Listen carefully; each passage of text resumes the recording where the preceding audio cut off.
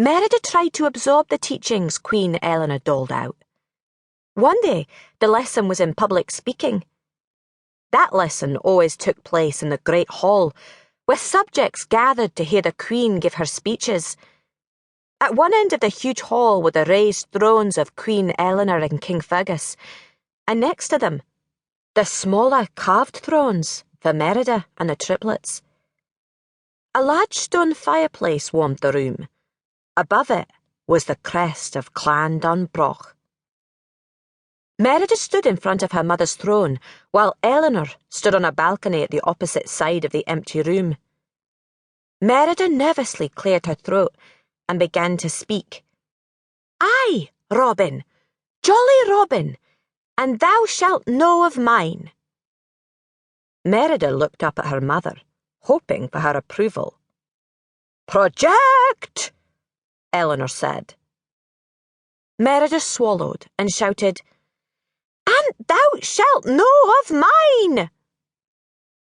Eleanor left the balcony and approached her daughter, shaking her head. "Enunciate! You must be understood from anywhere in the room, or it's all for naught." Merida rolled her eyes and muttered, "This is all for naught." "I heard that," Eleanor snapped. Poor Merida felt there was no escape from Eleanor's lessons. When Merida joined her parents for a session of falconry outside on the castle green, that turned into a lesson, too. The Queen stood elegantly, holding a hooded falcon on one gloved hand. "A princess enjoys elegant pursuits," Eleanor declared, as she and King Fergus released their birds. Suddenly, Eleanor's falcon flew into Fergus's face. Merida collapsed in giggles, laughing loudly as Fergus sputtered and fell to the ground. Eleanor never lost her composure. "A princess does not laugh, giggle, or chottle," she told Merida calmly. "She laughs with her eyes." At other lessons, Eleanor also insisted that Merida learn about geography and memorize the crests of all the clans. "A princess must be knowledgeable about her kingdom," she told Merida, who was sketching absent-mindedly one day. Then she snatched Merida's drawing away. "She doesn't doodle."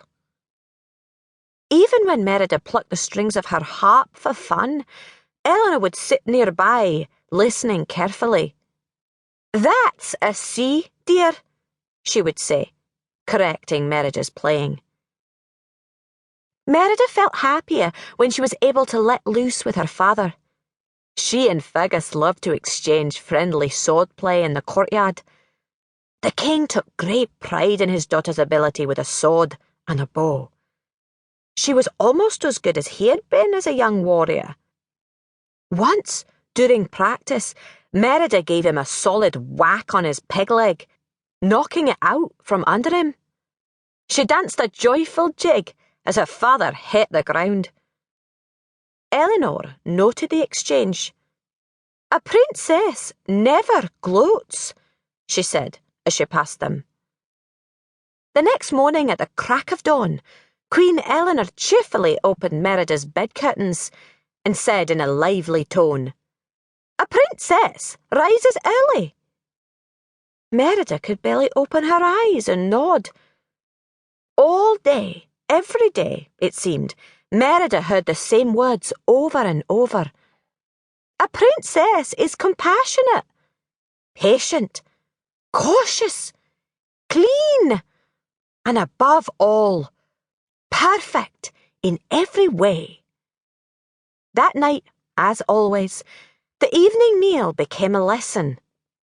By the time the family met in the great hall for supper, Merida was famished. Like her brothers and her father, she jammed a handful of bread and a hunk of cheese into her mouth. "A princess doesn't stuff her gob," Eleanor said stiffly.